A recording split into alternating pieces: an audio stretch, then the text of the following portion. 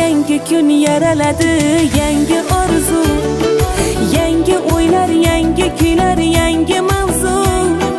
Bugun esa chin yurakdan tilagim shu, tug'ilsinlar har bir uyda chaqaloqlar.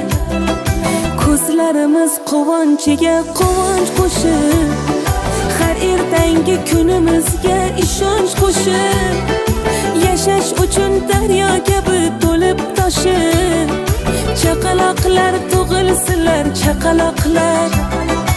Ominalar tug'ilsin, muslimalar tug'ilsin, Fotimai Zahro ila Xadijalar tug'ilsin, Muhammadlar tug'ilsin, Abdullohlar tug'ilsin, Abdulaziz, Mo'min, Bilol, Usmonjonlar tug'ilsin.